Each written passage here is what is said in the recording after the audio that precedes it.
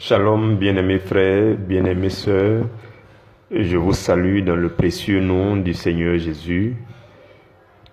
Pendant que nous ouvrons cette demi-heure de méditation, j'aimerais exprimer ma reconnaissance au Seigneur de ce que, en ce jour du mardi 13 juillet, il nous accorde encore la présence de son esprit pour nous enseigner des choses encore plus profondes.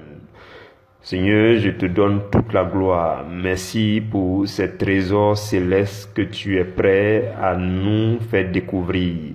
Merci pour ces grâces que tu es prêt à transférer dans nos vies.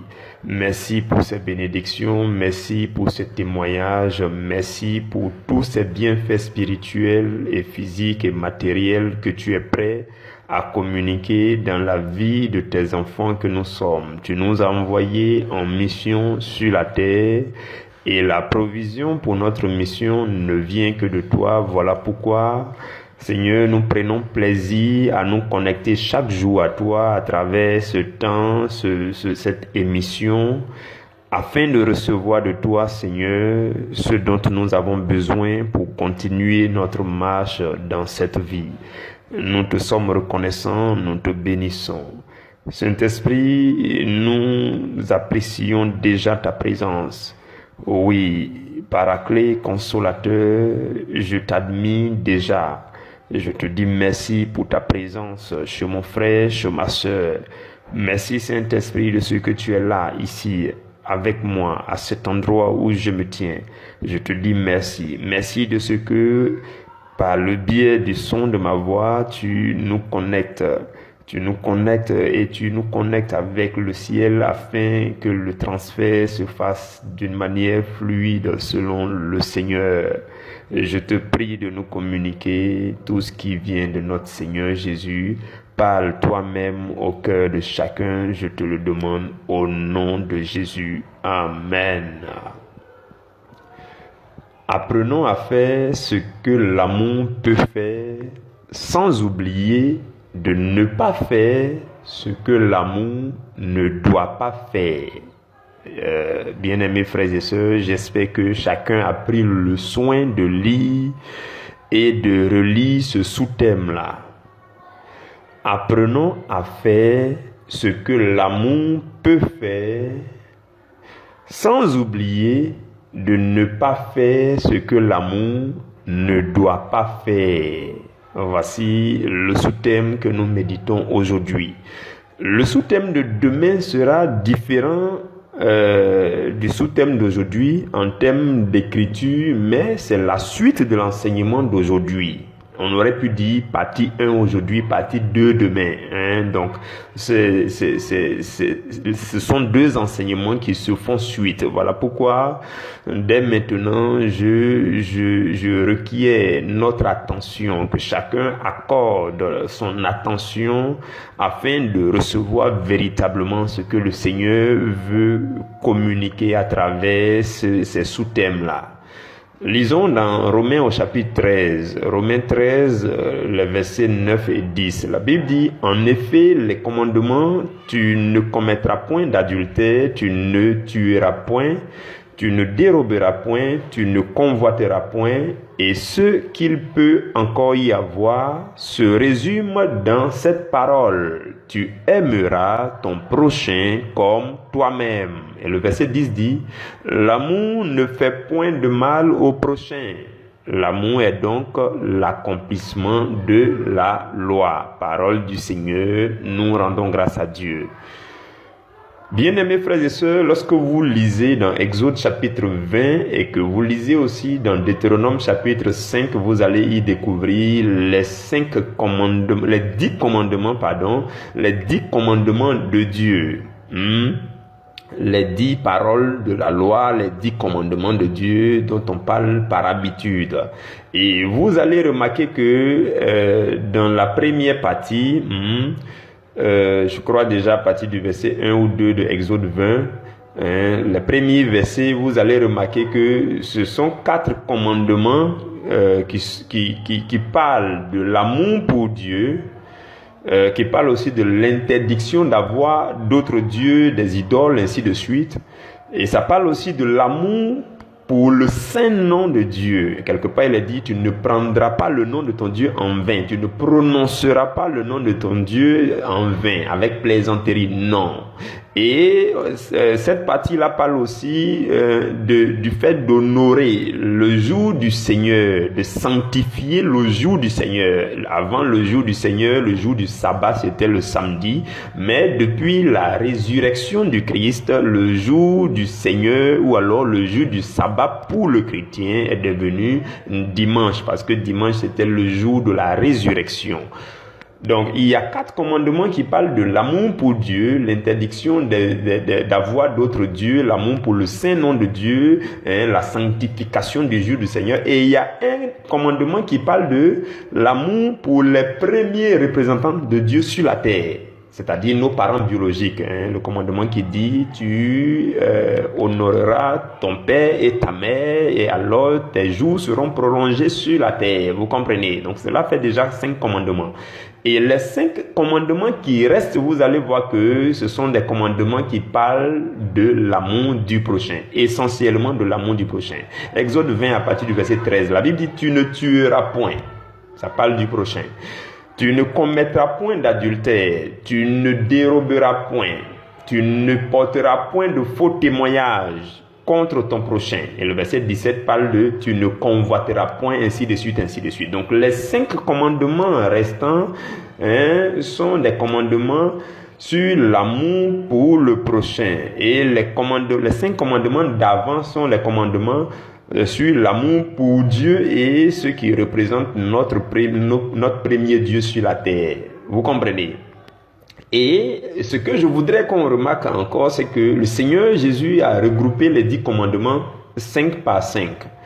Il les a regroupés en 2 commandements d'amour. Voilà pourquoi dans Matthieu 22, à partir du verset 37, la Bible dit, Jésus lui répondit, tu aimeras le Seigneur ton Dieu de tout ton cœur, de toute ton âme et de toute ta pensée.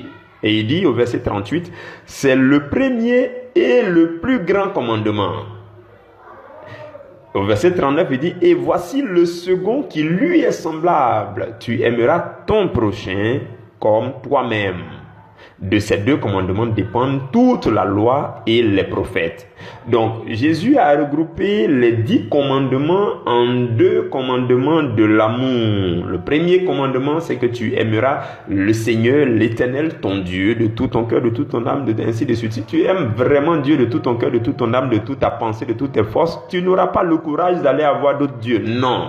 Donc, tout ce qui parle de tous les 5 premiers commandements, se résume au fait d'aimer Dieu véritablement. Si tu aimes Dieu comme il se doit, tu vas aimer tes parents. Il n'y a aucun souci pour cela. Et tu iras plus loin pour aimer ton prochain. Et cela résume maintenant les 5 derniers commandements qui parlent de tu ne tueras point, tu ne commettras point d'adultère, tu ne voleras point, tu ne porteras point de faux témoignages, tu ne convoiteras point. Jésus dit, voici le second qui lui est semblable. Voici le second commandement qui est semblable au premier commandement. Tu aimeras ton prochain comme toi-même. Vous comprenez? Il dit, ce sont ces 2 commandements de l'amour qui résument et la loi et les prophètes. Vous comprenez? Alors, je voudrais aussi qu'on remarque que c'est le deuxième commandement, le second commandement qui regroupe les 5 derniers commandements là, c'est ce que l'apôtre Paul rappelle aussi dans Romains chapitre 13.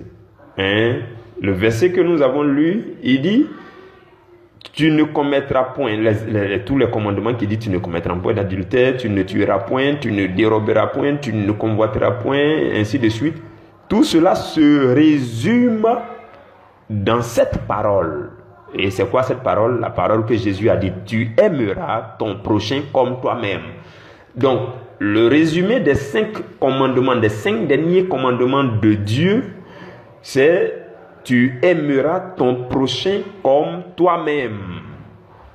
Vous comprenez? Donc, l'apôtre Paul est simplement revenu là-dessus. Maintenant, ce que ce que je voudrais qu'on retienne, ce qui est vraiment capital pour moi aujourd'hui, que je désire que chacun de nous puisse voir et comprendre, suivez-moi très bien à partir de là, c'est que l'apôtre Paul dit par la suite, l'amour ne fait point de mal au prochain.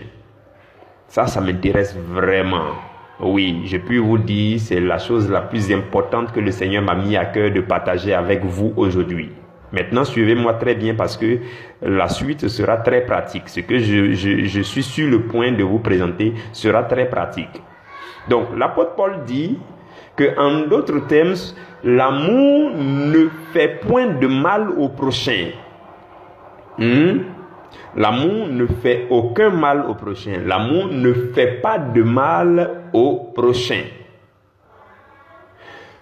Par habitude, vous et moi, en tant que chrétiens, en tant que des gens de bonne moralité, des gens qui connaissent le bien et le mal, nous savons ce qu'on peut faire avec l'amour.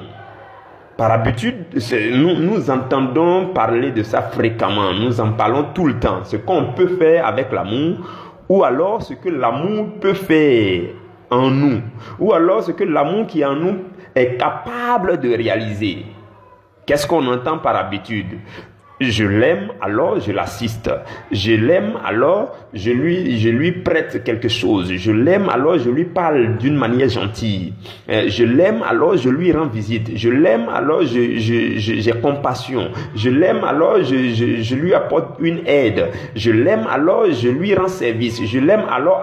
Donc nous savons fréquemment, régulièrement, et nous en parlons tout le temps, nous savons ce que l'amour peut faire, ou alors ce que l'amour nous appelle à faire. Vous comprenez? J'espère que vous me suivez très bien. Nous en parlons fréquemment. Dans les enseignements, nous disons, l'amour nous dit de faire ceci, parce qu'on s'aime, on doit faire ceci, ainsi de suite, ainsi de suite. Notre sous-thème dit, apprenons à faire ce que l'amour peut faire. C'est la première chose. Ce que l'amour peut faire, ce que l'amour est capable de faire avec nous, ce que l'amour peut réaliser, ce que l'amour peut accomplir, vous et moi, nous savons cela d'habitude.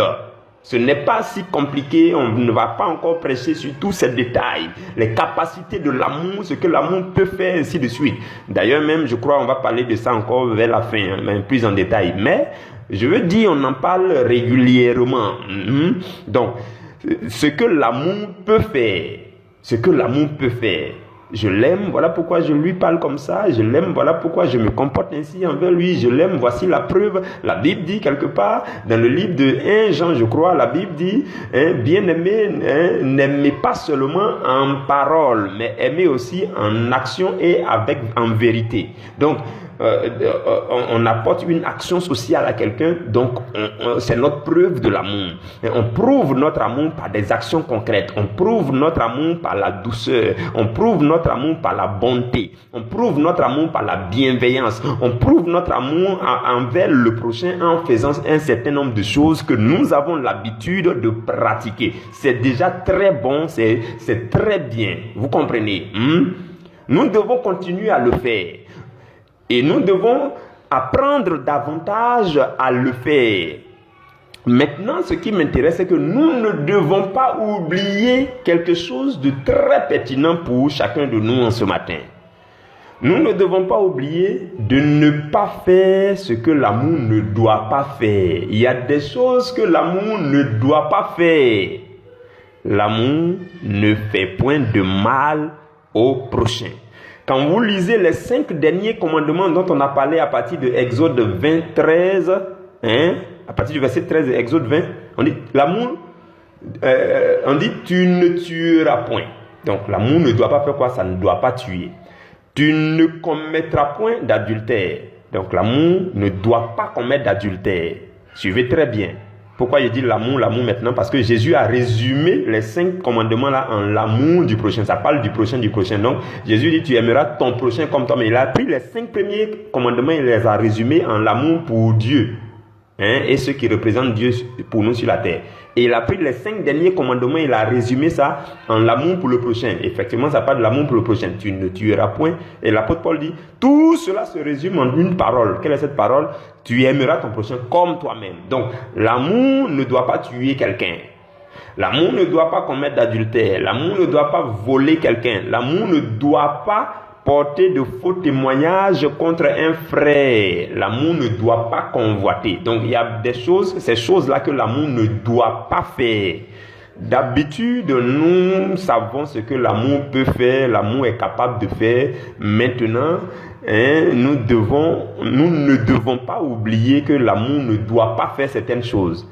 Bon, là, à ce niveau-là encore, ça peut être évident pour beaucoup de personnes qui me diront, oui, on sait aussi que l'amour ne devait pas faire ceci, ainsi de suite. Mais ce que je veux qu'on remarque vraiment, c'est que tout cela se résume en une parole de l'apôtre Paul qui dit, l'amour ne fait pas de mal au prochain. Vous pouvez oublier de convoiter, ou de ne pas convoiter, vous pouvez oublier de ne pas voler, vous pouvez oublier de ne pas dire de faux témoignages, vous pouvez oublier de ne pas tuer, vous pouvez oublier de ne pas faire tout ce qui a été cité, mais vous ne devez pas oublier que l'amour ne fait pas de mal au prochain. Vous comprenez, frères et sœurs? C'est vraiment capital. Et je veux poursuivre par ce qui me tient beaucoup à cœur. C'est le texte. J'appelle ça le texte qui va mieux nous exercer à devenir amour. Suivez-moi vraiment bien. Quiconque mettra ce petit test pratique-là en pratique, il va s'en trouver mieux dans son esprit. C'est un test pratique qui va mieux nous exercer, qui va mieux exercer notre esprit à devenir amour. Puisque en cette semaine, nous sommes en train de parler des astuces pour mieux devenir amour, pour mieux devenir un être d'amour. Donc, le petit test que je vais nous donner maintenant est très pratique. C'est un petit exercice. Chacun est appelé à le faire régulièrement et sincèrement et avec le cœur. Vous comprenez? La question, elle est simple. C'est une question que chacun doit se poser dans certaines situations. C'est: est-ce que je l'aime? C'est ça la question. Est-ce que je l'aime? Je vous explique mieux, s'il vous plaît. Vous êtes en relation avec des gens dans votre maison, dans votre service, dans votre quotidien. Et il arrive que vous vous comportiez d'une certaine manière à leur égard. Ce que le Seigneur nous invite à faire aujourd'hui, c'est de marquer une pause de temps en temps pour nous poser cette question, pour dire: est-ce que je l'aime? Est-ce que je l'aime? Peu importe la personne, c'est ton collègue, c'est ton ami, c'est ton mari, c'est ton épouse, c'est ton enfant, c'est ton voisin, c'est ta voisine. Peu importe la personne, c'est ton partenaire d'affaires, c'est ton client, c'est ta cliente. Peu importe la personne. Bien-aimés frères et sœurs, lorsque on se sent bizarre au sujet de la personne, ou bien lorsqu'on a des appréhensions au sujet de la personne, on a quelques petits préjugés au sujet de la personne, la question que le Seigneur nous donne de nous poser pour nous exercer dans l'amour, c'est: est-ce que je l'aime? Est-ce que je l'aime vraiment? Donc, à cette question, chacun doit répondre sincèrement. Ça paraît simple, mais c'est fort ce que le Seigneur veut nous enseigner. Suivez vraiment bien et comprenez ce que le Seigneur veut nous dire. Est-ce que je l'aime? Et vous-même, vous répondez.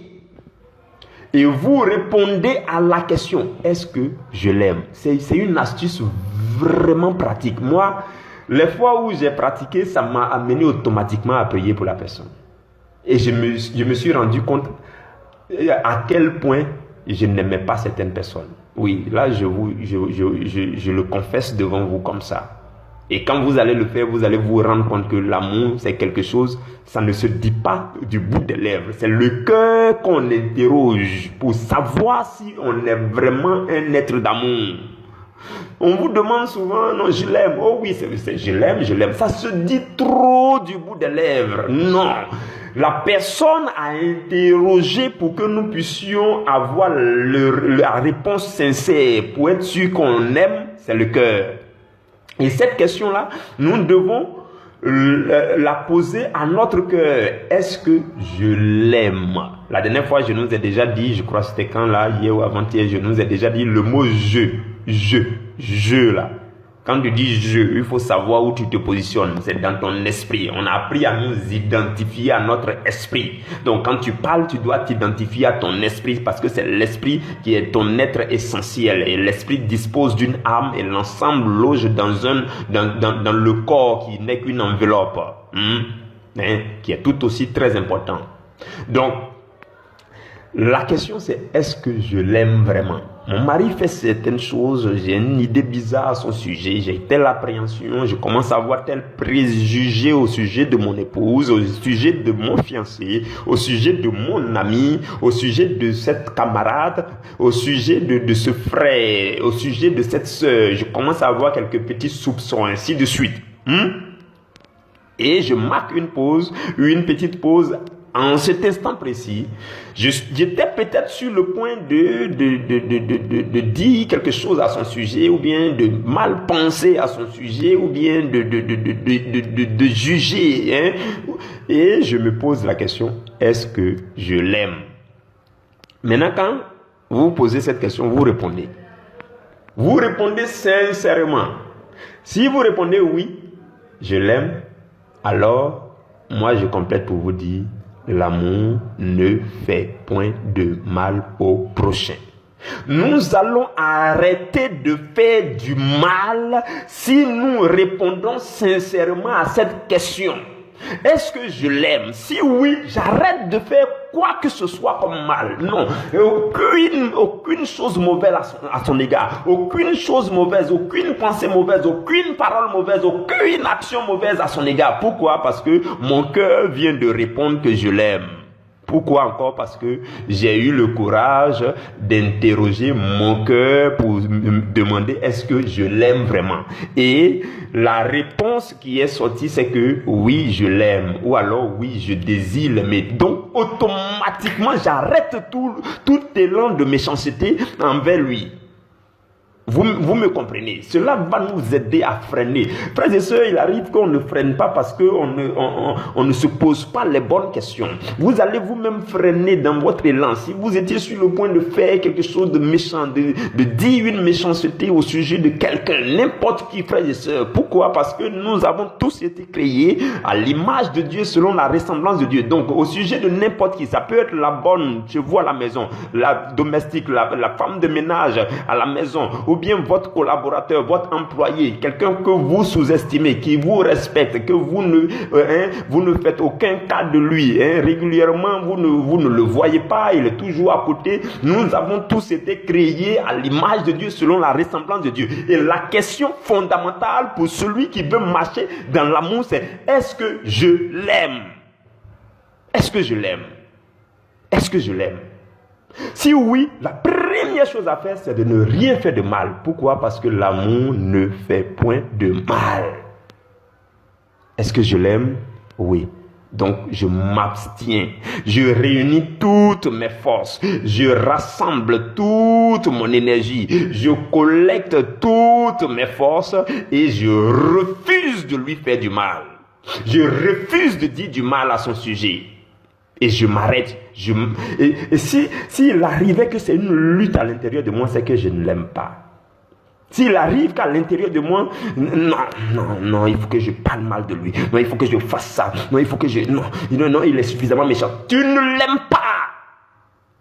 Tu ne l'aimes pas. Parce que l'amour ne fait point de mal au prochain. Tout court.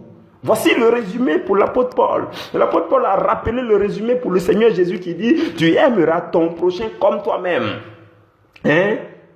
Mais de façon plus précise, lorsqu'on y regarde bien, on voit que c'est le résumé des 5 derniers commandements. Et ces 5 derniers commandements-là parlent de « Tu ne feras pas ceci, tu ne tueras point, tu ne déroberas point. » Et l'apôtre Paul dit « Ah, d'accord. Donc cela signifie que l'amour ne fait pas de mal. » L'amour ne fait pas de mal au-delà de ne pas convoiter, ne pas dérober, ne pas faire de mauvais témoignages, ne pas tuer, ne pas ceci, ne pas cela. Non.